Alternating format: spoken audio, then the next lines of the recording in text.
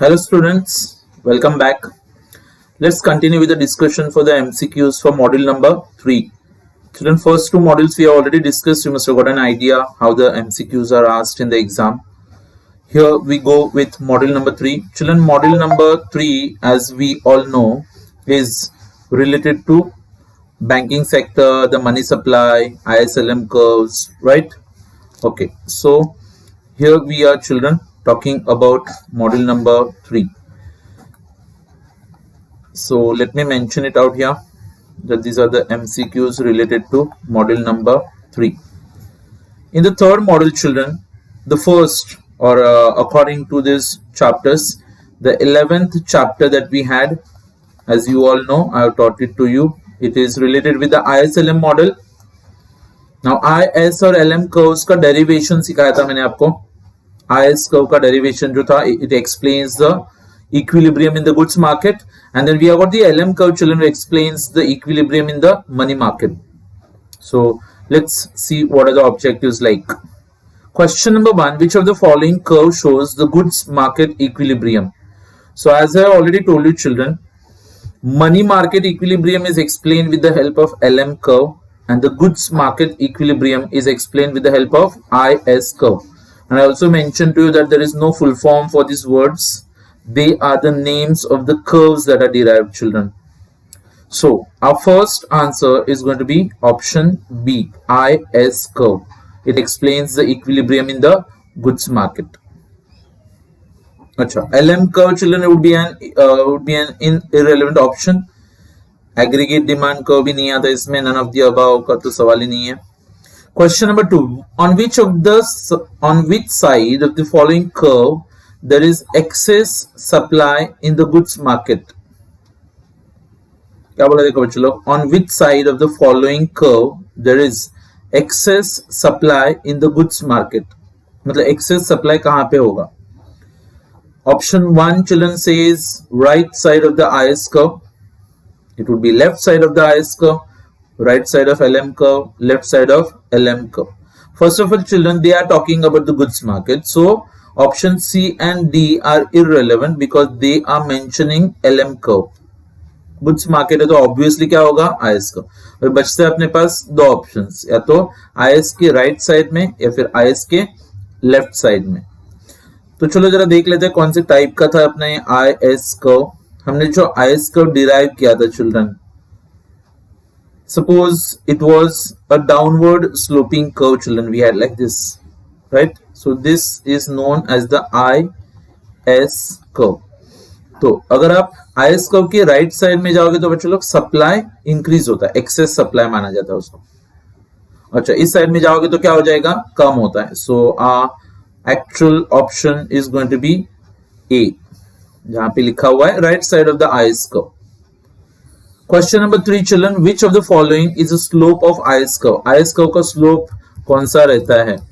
Now we all know, children, that IS curve actually has got a downward slope. अच्छा, if you remember the diagram का derivation सिखाया था मैंने आपको. अच्छा, for the people who are seeing it for the first time, you can just have a look here what kind of curve that was. First of all, children, we had drawn this 45-degree line which passes exactly through the center here. Achha. Then we had the first aggregate demand curve. This aggregate demand curve was matching with this rate of interest. अच्छा, फिर इसको हमने बोला था ये अपना equilibrium point था चलो ये. अच्छा, फिर जैसे ही there is a fall in the rate of interest in the market, then the aggregate demand curve rises upward. Achha, and the equilibrium point also changes, children, here, and the new equilibrium point, as you can see, is this particular point, right? अच्छा, फिर हमने चलो इसको नीचे extend किया था. We had extended it down. अच्छा, and then we drew a curve like this, और ये curve भी यहाँ पे चलो derive किया था हमने. अच्छा, और ये जो दो intersection points है उसको join करने के बाद चलो IS curve का derivation हुआ था. कौन सा curve है? IS curve. So we all know that IS curve has actually got a negative slope. IS curve का slope negative होता है चलो.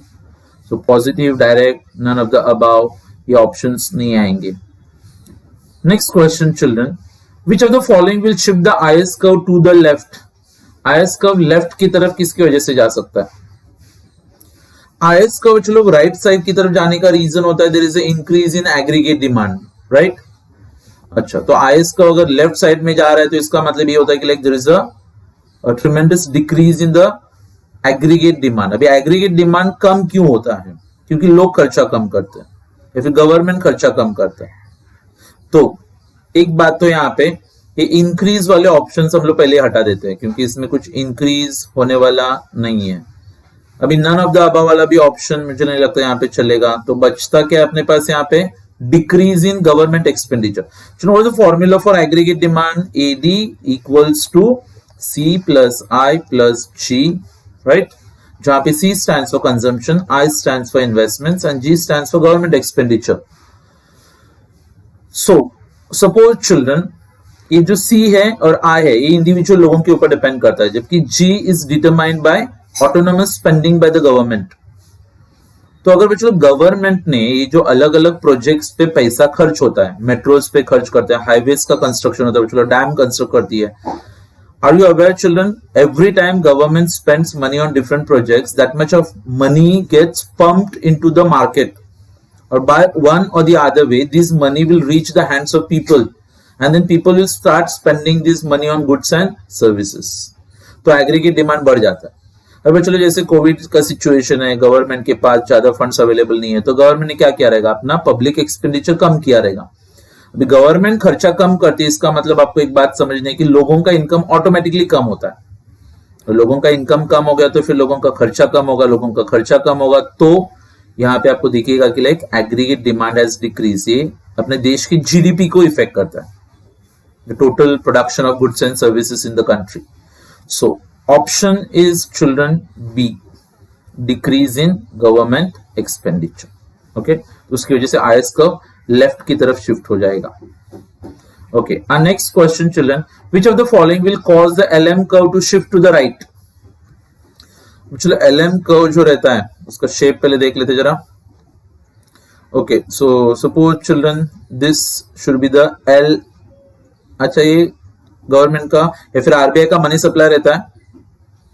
अच्छा, but we don't require the money supply curve directly. Let me show you what exactly is this LM curve. तो LM curve children is sloping upwards, upward sloping वाला एक curve आएगा। ये देखो, ये होता है अपना LM कर्व। अच्छा, अभी क्या बोला है, किस रीजन की वजह से LM कर्व राइट की तरफ शिफ्ट होगा? अच्छा, LM कर्व राइट की तरफ शिफ्ट होने के पीछे एक ही रीजन होता है बच्चों, मार्केट में मनी सप्लाई बढ़ जाता है। क्या बढ़ेगा? मनी सप्लाई, या फिर it could be also due to the increase in the demand for money. अच्छा, तो directly I can say you like this, option A में लिखा हुआ है देखो, इंक्रीज इन मनी सप्लाई।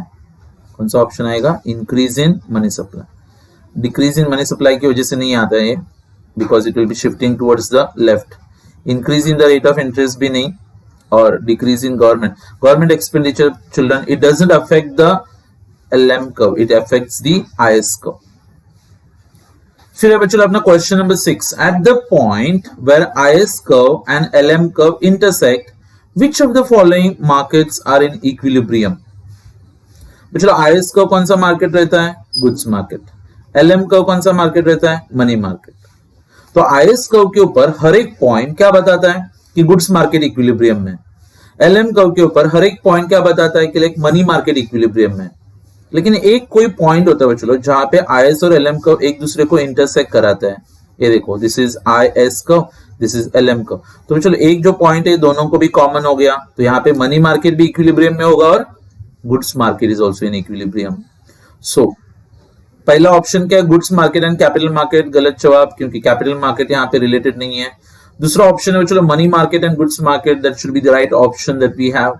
सी वाला गलत क्यों है देखते हैं, money market and foreign exchange market, nothing to do with this curve. Capital market and foreign exchange market भी गलत ऑप्शन है। सो अपने लिए option B is the right answer. Question number 7. In which of the following case LM curve is horizontal? LM curve horizontal कब आएगा? Horizontal, children, we know here that LM का horizontal कब होता है? It's a case of that liquidity trap. वो मैंने आपको already सिखाया था। At a high rate of interest, people demand less money अच्छा, as the rate of interest keeps on falling, people keep on demanding more money. But when rate of interest can fall to around 2%, then there is a infinite demand for cash balances. इसको हम लोग क्या बोलते हैं, liquidity trap करके बोलते हैं. तो यहाँ पे आपका LM का क्या बन सकता है चलो, हॉरिजॉन्टल बनने के चांसेस रहते हैं. So answer is children liquidity trap. Okay, so these are the MCQs related with our chapter number 11. Children, chapter number 12 that we studied was related to the Phillips curve. कौन सा chapter था ये? Phillips curve से related. Okay, so that was chapter number 12. Again, I said like a very important chapter. And what did we study in this chapter? The Phillips curve in the short run and the Phillips curve in the long run. So let's see what are the questions. Question number 1. Phillips curve brings out trade-off between dash. कौन से दो variables के बीच में trade off बताता है? अच्छा, कुछ लोग जनरली आप सब लोगों को पता है कि लाइक हमारे दो प्रॉब्लम्स होते हैं चिल्ड्रन. एक होता है इन्फ्लेशन यानी महंगाई, और दूसरा होता है बच्चों बेरोजगारी या फिर जिसको हम लोग बोलते हैं अनएम्प्लॉयमेंट. अभी आपको पता होना चाहिए बच्चों कि ये दोनों में से किसी एक को हमेशा हम लोग फेस करने वाले ही है. अगर आपको लगता रहेगा कि हाँ इन्फ्लेशन, आप बोलोगे कि सर बहुत महंगाई आ गई, बहुत महंगाई है करके, तो उसका एक एडवांटेज भी होता है बच्चों लोग कि when there is high rate of inflation, तो अपने इकोनॉमी में बच्चों लोग अनएम्प्लॉयमेंट का लेवल बहुत कम हो जाता है. क्यों? क्योंकि प्राइसेस बढ़ जाते हैं बच्चों लोग, तो कंपनीज ज्यादा प्रॉफिट कमाने के लिए ज्यादा चीजें प्रोड्यूस करते हैं, ज्यादा चीजों को प्रोड्यूस करने के लिए ज्यादा लोगों को जॉब्स मिलते हैं. तो बच्चों लोग इन्फ्लेशन गवर्नमेंट नहीं लाती, इन्फ्लेशन लाने वाले हम लोग ही होते हैं. लेकिन फिर कभी कभी प्रोटेस्ट करते हुए आपने देखा रहेगा, we fight and give slogans against the government, but we are responsible for inflation through our spending. अच्छा, अगर आपने और एक बात नोटिस की रहेगी कि लोग कितना भी रोते रहते हैं ना कि लाइक महंगाई आ गई है, महंगाई आ गई है, तो भी गवर्नमेंट कभी इतना दिल पे नहीं लेते कि उन्होंने फटक से उतर के इन्फ्लेशन को कंट्रोल में आया. इसके पीछे का और एक रीजन है, अगर गवर्नमेंट ने सीरियसली लिया और इन्फ्लेशन को कंट्रोल करने की कोशिश की, तो 6 महीने के बाद आप और एक आंदोलन निकालोगे, और वो क्या होगा, नौकरी नहीं है मेरे पास करके. क्योंकि जब चीजें बहुत सस्ती हो जाती है तो कंपनीज को लॉस होता है, कंपनीज को लॉस होगा तो फिर प्रोडक्शन कम हो जाएगा, प्रोडक्शन कम होगा तो फिर बहुत सारे लोगों को जॉब्स पे से निकालना पड़ेगा. अगर लोगों को जॉब्स पे से निकालेंगे तो फिर कौन सा प्रॉब्लम बढ़ेगा, अनएम्प्लॉयमेंट. तो दे से लाइक दिस कि if you want to reduce unemployment, then you have to pay a price for it, and that is called as accept higher rate of inflation. But if you want to control inflation, then be ready to accept higher levels of unemployment. मतलब दोनों के बीच में हमेशा एक tug of war चलता रहेगा, दोनों भी कभी कम नहीं होते बच्चों लोग. मतलब एम्प्लॉयमेंट का लेवल भी बहुत हाई है और इन्फ्लेशन भी कम, नॉट पॉसिबल. सो अपना ऑप्शन आता है बच्चों लोग point B, that is Phillips curve. ये बताता है कि लाइक किस तरीके से इन्फ्लेशन और अनएम्प्लॉयमेंट के बीच में इनवर्स रिलेशनशिप आता है. Higher inflation, lower unemployment, lower inflation, higher unemployment. Right, I have explain it through the diagram also children. Second question है, in the long run Phillips curve is dash. तो the answer is quite clear in front of you children through the diagram I have shown you that long run, short run में बच्चों लोग Phillips curve could be actually sloping downwards, but in the long run Phillips curve would actually be a vertical line, क्योंकि वो natural rate of unemployment, एक word में सिखाया था मैंने आपको, Nehru, natural accelerated rate of unemployment करके बोलते हैं उसको. ओके, मतलब कम से कम उतना बेरोजगारी तो रहेगा. कुछ ना कुछ लोग होते हैं जिनको काम नहीं करने का रहता है. There are some people who inherit lot of property from the ancestors, they don't want to work. या फिर everyone actually prefers white collar jobs and then no one is ready for the field jobs. या फिर कभी कभी ऐसी भी होता है कि लाइक आपको लगता है कि लाइक आपका क्वालिफिकेशन जो है उतना सैलरी आपको नहीं मिल रहा है, तो then you voluntarily remain unemployed children. Right, so that is called as natural rate of unemployment. So अपना आंसर रहेगा बच्चों point C, that is vertical. अच्छा, देन व्हाट इज स्टैगफ्लेशन?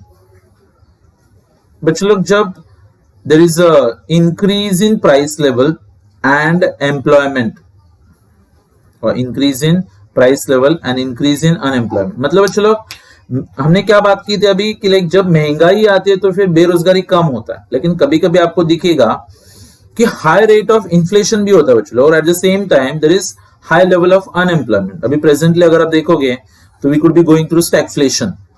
मतलब क्या, लोगों को जॉब्स भी चाह रहे हैं और मार्केट में देखोगे तो सब चीजें महंगी भी मिल रही है, तो उसको हम लोग स्टैगफ्लेशन बोलते हैं। Stagflation opposes or it invalidates the Phillips curve, which says that there is inverse relationship between inflation and unemployment.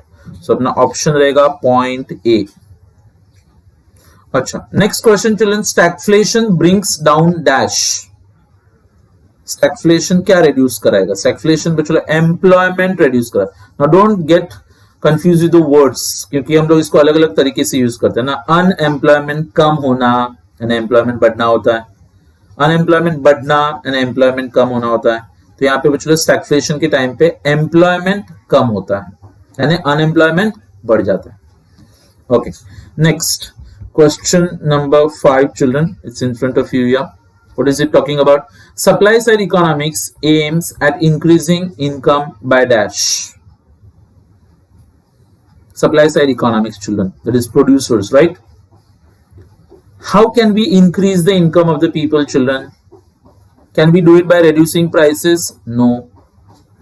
By increasing government expenditure? No.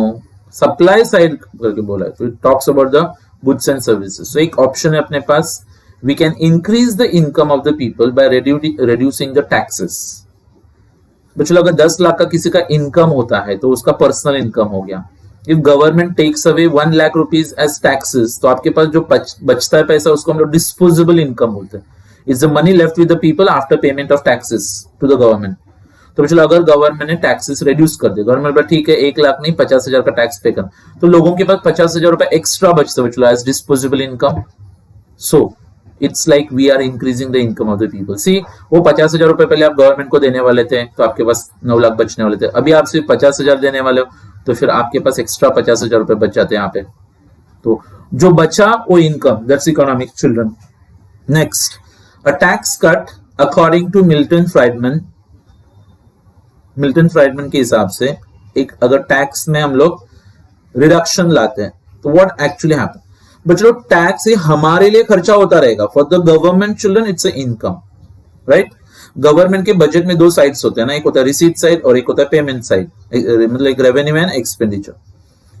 हमने टैक्सेस कम कर दिए बच्चों, मतलब गवर्नमेंट ने टैक्सेस कम किया, अपने लिए अच्छा हो गया, बट गवर्नमेंट के लिए बच्चों बहुत बड़ा लॉस होगा ना, क्योंकि उनका रेवेन्यू साइड बच्चों छोटा पड़ेगा और एक्सपेंडिचर साइड तो उतना ही होता है। And when the expenditures are more and revenue is less, children, that's got a separate word in budget, जिसको हम लोग बुलाते हैं deficit. मतलब it is going to increase the budget deficit. Budget में शॉर्टेज आएगा बच्चों लोग कि गवर्नमेंट का खर्चा ज्यादा होगा और गवर्नमेंट को रेवेन्यू कम मिलता है, इसीलिए गवर्नमेंट टैक्स कट्स जनरली नहीं देती है, और अगर टैक्स कट देगी तो भी कुछ साइमल्टेनियस है, फिर कुछ ऑल्टरनेटिव टैक्सेस ढूंढे जाते हैं टू टैक्स द पीपल। अच्छा, question number 7 children, Laffer curve brings out the relationship between dash. So it's like you can just remember the answer, tax revenue and marginal tax rate. मतलब tax का rate थोड़ा सा भी अगर बढ़ाया जाता है, अगर 1% टैक्स बढ़ाने से गवर्नमेंट को 10,000 करोड़ का एक्स्ट्रा टैक्स मिलता है, तो फिर हम लोग उसको लाफर कर्व के जरिए एक्सप्लेन करते हैं। अच्छा, so these were the objective children related to a supply of money. Supply of money के बाद बच्चों अपना जो चैप्टर था, chapter number 13, and it was talking about what's known as the demand for money. क्या था ये चैप्टर? Demand for money. अच्छा, demand for money children, let's see. यहाँ पे आपको 3 मोटिव सिखाया मैंने, वो आपको बार बार याद दिलाता हूं मैं। Why do people demand money? People demand money either they want to carry out transactions, दूसरा they want to save some money so that they can meet some problems that might arise in the future, तीसरा they want to speculate. Speculate का मतलब क्या होता है? They want to buy the assets when the prices fall and they want to sell the same assets when the price rise, thus making some profit. अच्छा, question number 1, traditional measure of money supply. क्या बोला? Traditional measure of money supply includes demand deposits and time deposits, बच्चे लोग banks में हम लोग कौन कौन से अकाउंट्स ओपन करते हैं? Saving account, current account, recurring account और फिक्स्ड अकाउंट। इसमें से दो होते हैं डिमांड डिपॉजिट। आपने कभी सोचा बच्चों लोग, दो अकाउंट्स के साथ में आपको चेक बुक्स दिए जाते हैं, एक होता है अपना सेविंग डिपॉजिट और दूसरा होता है करंट डिपॉजिट। अच्छा, दो ऐसे अकाउंट्स होते हैं बच्चों जिसके साथ में चेकबुक नहीं मिलता है, क्योंकि वो टाइम डिपॉजिट है, एक पर्टिकुलर वक्त के लिए वो पैसा ब्लॉक हो जाता है, and that is recurring deposit and fixed deposit. तो पुराने जमाने के लोग किस चीज को पैसा मानते थे? उनको आप टाइम डिपॉजिट बताओगे ना कि लाइक मेरे पास एक एफडी है 5 साल का, तो they might not consider it as money. Why? Because that money is almost blocked out for 5 years. You will only be able to liquidate it after 5 years. तो पुराने जमाने के लोग करेंसी मतलब नोट्स एंड कॉइन्स और demand deposits, demand deposit यानी कौन सा बच्चे लोग? सेविंग और करंट, बस इसी चीज को पैसा मानते थे। और इसलिए मैंने आपको एक फॉर्मूला भी सिखाया था, that is C plus D, मतलब करेंसी प्लस डिमांड डिपॉजिट्स।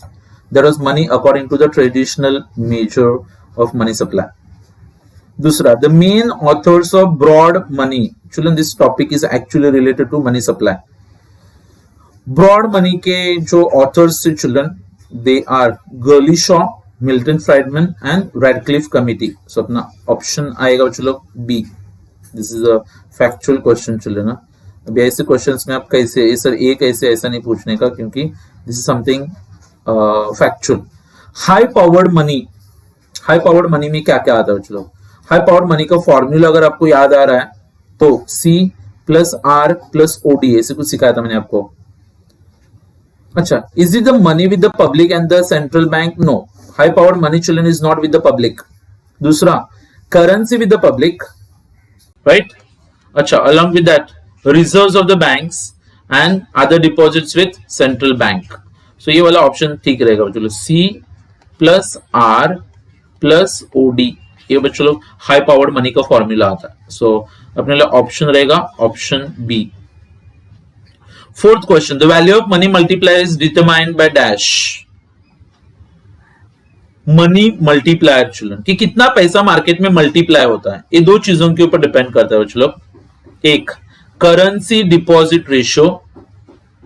क्या बोला? करेंसी डिपॉजिट रेशियो मतलब बच्चों लोग, do the people prefer currency, मतलब लोग अपने पास कैश रखना चाहते हैं या फिर वही पैसा वो लोग जाके बैंक्स में डिपॉजिट करना चाहते हैं। लोग अगर सब पैसा अपने पास रखेंगे तो आपको पता है बच्चों लोग, पैसा मल्टीप्लाई नहीं होगा। लेकिन वही पैसा अगर आपने बैंक में डिपॉजिट कर दिया तो आपको पता है बच्चों लोग, उसमें से बैंक्स किसी और को लोन देते हैं, वो जाके दूसरे बैंक में डिपॉजिट करेगा, वो तीसरे बैंक में जाके किसी और को चेक इश्यू किया जाता है। और एक होता है बच्चों लोग रिजर्व रेशियो। किसी भी बैंक के पास, अच्छे से सुनना, किसी भी बैंक के पास जितना भी पैसा आता है उन लोगों को उसमें से कुछ परसेंटेज बच्चों लोग आरबीआई के पास रखना पड़ता है। जैसे कि फॉर एग्जांपल अराउंड 3 to 4%। तो अगर बच्चों एचडीएफसी बैंक के पास अगर 100 करोड़ के डिपॉजिट्स आ गए तो उन्होंने अज्यूम करना बच्चों 3.5 करोड़ रुपए उसमें से उठा के आरबीआई को दे दिए। हर एक बैंक के पास जितना पैसा आता है बच्चों उसमें से कम कुछ नहीं 18 to 19% अमाउंट बच्चों लोग गवर्नमेंट को देना पड़ता है by investing in their securities. तो बच्चों मुझे लगता है कुल मिला के 21 या फिर 22% पैसा जो चला गया बैंक का, जितना बचता है उससे वो लोग बिजनेस करते हैं, right? Now you tell me कि like the currency deposit ratio and the reserve ratio they determine like how much money is going to get multiplied. अगर ज्यादा पैसा आरबीआई और बैंक को देना पड़ा तो फिर बैंक्स ज्यादा पैसा लोन करके नहीं दे पाएगी। So answer children is related with point C. तो that is currency deposit ratio and the reserve ratio. अच्छा, question number 5 children, Radcliffe committee suggested that money supply should include dash. That is the funds lent by financial institutions. मतलब financial institutions जो होते हैं NBFC बोलते हैं, non banking financial corporations, वो लोग जितना भी लोन्स देते हैं उसको भी हम लोग मनी सप्लाई में इंक्लूड कर सकते हैं। There is a suggestion given by Radcliffe committee. Question number 6, the broader measure of money supply adopted by RBI is referred to as dash. उसको हम लोग एग्रीगेट मॉनेटरी मेजर्स और एग्रीगेट मॉनेटरी रिसोर्सेज करके बोलते हैं इसको यहाँ पे। Okay, broader measure of money children, M1 M2 ऐसे कुछ फॉर्मूलाज देखे थे हमने। Question number 7, the average number of times a unit of money is used for making payments of final goods and services is known as dash. Children, it's nothing but the income velocity का definition है। कितनी बार हम लोग अपने पास के पैसे को final goods and services को पे करने के लिए यूज करते हैं, that is called as income velocity. फिर मनी मल्टीप्लायर का फॉर्मूला पूछा बच्चों यहाँ पे, और मनी मल्टीप्लायर का फॉर्मूला यहाँ पे आपको ऑप्शन डी में दिखेगा, 1 प्लस के अपॉन आर प्लस के। के इज चिल्ड्रन मल्टीप्लायर, आर का मतलब होता है reserves. 9th question, which of the following determines money supply? High powered money, yes. Community choice, yes. Money multiplier, yes. मुझे लगता है option is going to be all of the above. Which of the following is not a true of excess reserve held by commercial bank? बच्चों लोग अभी मैंने आपको बताया था कि किसी भी बैंक के पास जितना पैसा आता है उसमें से अज्यूम करना HDFC में से HDFC बैंक ने एक 4 करोड़ रुपए RBI को दे दिए, एक 19 करोड़ रुपए उन्होंने बच्चों लोग गवर्नमेंट को दे दिए। तो रिजर्व बैंक ऑफ मतलब HDFC बैंक के पास पैसा कितना बचेगा? 21 करोड़ अगर चला गया है, फिर 22 करोड़, तो बच्चों अराउंड 78 करोड़ HDFC के पास बचेगा। अभी आप बताओ बच्चों, ये जो 78 करोड़ बाकी है HDFC का, वो पूरा का पूरा लोन करके दे सकते हैं? नहीं, क्योंकि बच्चों जो लोग बैंक में पैसा डिपॉजिट करते हैं वो हर रोज विड्रॉ करने के लिए भी तो आएंगे। तो सवाल यह आता है कि लाइक बैंक को RBI और गवर्नमेंट को जो पैसा देना है उसके अलावा they have to hold some extra reserves with themselves children, तो कुछ पैसा वो लोग अपने पास रखते हैं। अज्यूम करना बच्चों लोग कि HDFC बैंक एक 15 करोड़ का कैश अपने पास रखता है। क्यों? क्योंकि पब्लिक कभी भी विड्रॉ करने के लिए आ सकती है ना। तो पब्लिक विड्रॉ करने के लिए आ गए बच्चों, तो आप उनको ऐसे नहीं बोल सकते कि पैसा नहीं है बाद में आना करके, नहीं तो फिर वो लोग अपना सब पूरा का पूरा पैसा विड्रॉ कर लेंगे फिर। अच्छा, एक 15 करोड़ लोग अपने पास रखते हैं। और अगर आपने कभी बैंक में ऑब्जर्व किया है ना, तो एक डिपॉजिट काउंटर होता है, एक विड्रॉवल काउंटर होता है, राइट? तो कभी कभी एक ही कॉमन काउंटर आता है, विड्रॉ भी वहीं से होता है और फिर डिपॉजिट भी वहीं पे होता है। And if you just observe children, वो लोग क्या करते हैं, पहले 4-5 लोगों से पैसा ले लेते हैं डिपॉजिट्स, और बाद में एक आध विड्रॉ करने वाले का टोकन नंबर बुलाते हैं। अच्छा, जैसे कि फॉर एग्जांपल, मतलब जब तक बाहर का पैसा आ रहा है तब तक अपने रिजर्व्स को हाथ नहीं लगाने का। जैसे सपोज 4 लोगों ने आके कुछ 1.5 लाख रुपए डिपॉजिट कर दिया, और उसके बाद में एक बंदा आ गया जो 1 लाख रुपए विड्रॉ करना चाहता है, तो अभी अभी जो 1.5 लाख आया उसमें से 1 लाख रुपए उठा के दे दो। अगला व्यक्ति जो आया है वो 2 लाख रुपए मांग रहा है, तो एक काम करना और 10-12 लोगों का जो कैश डिपॉजिट करने के लिए आए वो कलेक्ट कर लेना। जैसे ही जमा होता है वो 2 लाख वाले बंदे को बुलाने का, टोकन नंबर लेके फिर उसको दे देने का। हाँ, सडनली अगर कोई 25 लाख मांगने के लिए आ गया तो उतना रिजर्व आपके पास नहीं है, तो क्या करने का, अपने रिजर्व में से थोड़ा पैसा उठा के आप उसको दे सकते हो। ये एक्स्ट्रा रिजर्व होते हैं बच्चों लोग, बिकॉज पीपल विल कम। देखो, टाइम डिपॉजिट और रिकरिंग डिपॉजिट वाले लोग कब आने वाले हो हम लोग को ऑलरेडी पता होता है, क्योंकि इट्स अ मैच्योरिटी डिपॉजिट। लेकिन सेविंग और करंट वाले लोग कब आएंगे आपको पता नहीं होता है। That is why we have to maintain those extra reserves. अच्छा, तो ये सेंटेंसेस क्या देखते हैं, बैंक्स स्टैट्यूटरीली होल्ड देम, मतलब बैंक्स को होल्ड करना ही पड़ता है। Yes, and the answer is right children. B में क्या लिखा, they are determined by clearing drain and currency drain. No, they are voluntarily held by the banks and they influence the money multiplier. So option A is the right answer children here. Okay, let's go towards the next topic children. Now this should be related to the demand for money. Pehla, transaction demand for money is explained by dash. Answer is children classical economist. So पुराने जमाने के लोगों को लगता था कि like why do people demand money? Because they need to carry out day-to-day transactions. Question number 2, transaction motive is further subdivided into. Transaction का पैसा 2 लोगों को लगता है बच्चों लोग, एक हाउस होल्ड्स को और दूसरा होता है बच्चों बिजनेसेस को। So option C is the right answer here, income motive and business motive. So salary earners and businessman. Question number 3, demand for speculative motive is referred to as demand for idle cash balance. बच्चों लोग, जो पैसा हम लोग खर्च करते हैं वो एक्टिव कैश बैलेंस होता है, और जो पैसा बचा के रखते हो वो आइडल कैश बैलेंस होता है। तो आपने क्या किया बच्चों, आपके पास एक्स्ट्रा पैसा था इसलिए आपने शेयर्स खरीद लिए और फिर बाद में आपने उस पैसे को होल्ड करके रखा है। 10 साल के बाद आपको शेयर्स बेच के वापस से पैसा मिलता है, तो that is called idle cash balance. अच्छा, 4th, demand for transaction and precautionary motive is interest in elastic.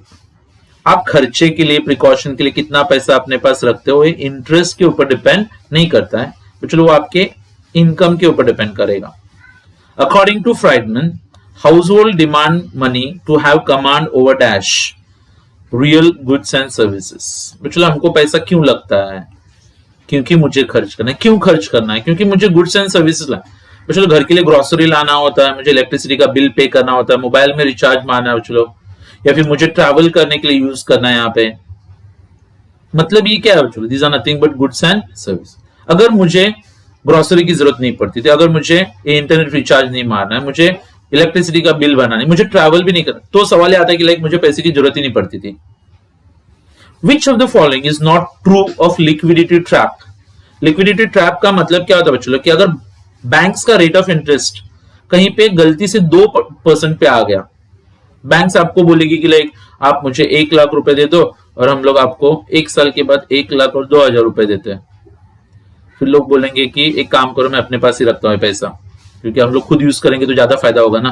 तो आपको लगता है 2% रेट ऑफ इंटरेस्ट पे people are not going to give their money to the banks. मतलब सबका सब पैसा ना लोगों के पास ट्रैप हो जाता है and people are not lending money. तो बैंक्स क्या करते हैं, फिर थोड़ा रेट ऑफ इंटरेस्ट बढ़ा के वो पैसे को वापस से एब्जॉर्ब करने की कोशिश करती है। सो क्या क्या सेंटेंसेस है बच्चों लोग? It is a condition that takes place at a very low rate of interest. ये स्टेटमेंट बराबर है, लेकिन हम लोगों को नॉट ट्रू पूछा है। An increase in money supply would not affect the rate of interest. Increase in money supply would not affect, ये बच्चों लोग लिक्विडिटी ट्रैप से रिलेटेड ही नहीं है। It represents perfectly elastic demand for liquidity. This is a proper statement, children. So people prefer bonds instead of cash. उल्टा है बच्चों, people prefer cash instead of bonds. So option D is the right answer. Next, the inverse relationship between the rate of interest and bond prices is due to dash. बच्चों देखो कि या तो लोग cash अपने पास रख सकते हैं, राइट, या तो फिर हम लोग शेयर्स और सिक्योरिटीज रख सकते हैं। अगर बच्चों लोग suppose banks high rate of interest दे रही है, तो हम लोग क्या करेंगे बताओ? वो पैसा बैंक को दे देंगे। लेकिन वहीं पे अगर बैंक हमको कम रेट ऑफ इंटरेस्ट दे रही है, तो फिर वो हम लोग पैसा अपने पास ही रखेंगे। It's like high opportunity cost of holding cash. Okay, so अगर आप अपने पास रखोगे तो ज्यादा नुकसान होगा आपको, and that should be the problem. Yes, and finally, children, we come towards the chapter number 15 from module number 3. It was related to money and prices, right? Choose the correct answer from the following alternatives. The inverse price level measures dash. Inverse price level which लोग generally क्या measure करता है? It measures the value of money. बच्चों लोग कभी किसी commodity का price अगर आधा हो गया तो समझ जाने का कि पैसे का वैल्यू डबल हो गया है। पहले जो चीज आपको 20 रुपए में आती थी वो अभी 10 रुपए में मिल रही, तो इसका मतलब पैसे का वैल्यू बढ़ गया। लेकिन अगर किसी कमोडिटी का प्राइस डबल हुआ तो समझ जाने का कि पैसे का वैल्यू आधा हो गया है। ऐसा ये इनवर्स रिलेशनशिप आता है। Question number 2, which of the following represents Fisher's equation? MV is equal to PT। ये बच्चों इसमें से left side supply of money बताता है, right side demand for money बताएगा। That's Fisher's equation. In Fisher's equation which of the following is exogenously determined? That is M का मतलब होता है बच्चों लोग यहाँ पे स्टॉक ऑफ मनी। ये बच्चों stock of money is not determined by the people but by the reserve bank of India, that is the monetary authority. Dash first develop the Cambridge version of quantity theory of money? Alfred Marshall. Children, Marshall ने develop किया था।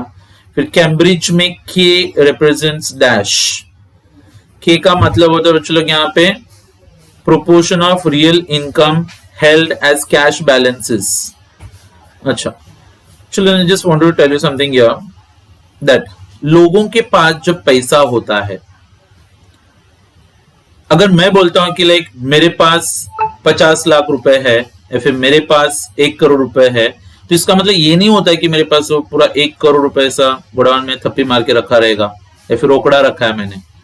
उसका मतलब ये भी तो हो सकता है बच्चों कि मेरे पास 50 लाख रुपए का एक घर है अच्छा, एक 10 लाख रुपए का कार है, एक 30 लाख रुपए का मेरा कुछ इन्वेस्टमेंट्स है, हाँ, और इस सबके बीच एक 5 लाख रुपए का कैश मैंने घर पे रखा है। तो आपने देखा है 1 करोड़ रुपए का मेरा टोटल इनकम है और उसमें से सिर्फ 5 लाख रुपए बच्चों लोग कैश फॉर्म में आता है। अच्छा, मैंने क्यों कैश फॉर्म में रखा रहेगा वो 5 लाख रुपए? क्योंकि मुझे पता है कि मुझे कभी भी खर्चे के लिए लग सकता हो पैसा। सो 1 करोड़ जब आपका इनकम है तो उसमें से 5% आप क्या करते हो बच्चों लोग? कैश फॉर्म में रखते हो। So it's a proportion of real income held as cash balances.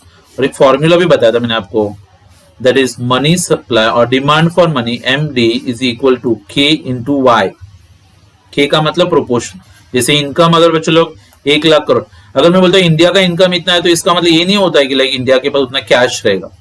Goods and services होते बच्चों लोग। Finally, which of the following is not true of the Cambridge version of quantity theory of money? पहला, consider store value of function of money, नहीं। Considers only transaction motive for holding money, बराबर। Considers K as constant, this is not Cambridge version, and considers M to be exogenously determined. Yes. So children, here this is the option which is actually, उन्होंने क्या पूछा है? चलो not true करके बोला, तो A C D बराबर है, B वाला गलत है, तो अपना ऑप्शन आएगा B. Okay. Children, finally, in the coming lecture, I will be explaining to you the MCQs related to inflation chapter number 16, जहाँ पे हमने इन्फ्लेशन के कॉजेस, इन्फ्लेशन के मेजर्स और इन्फ्लेशन के इफेक्ट्स देखे थे। So with that, you should be ready for your exams, children. So that's all for today. Thank you very much. Take care and see you in the next lecture.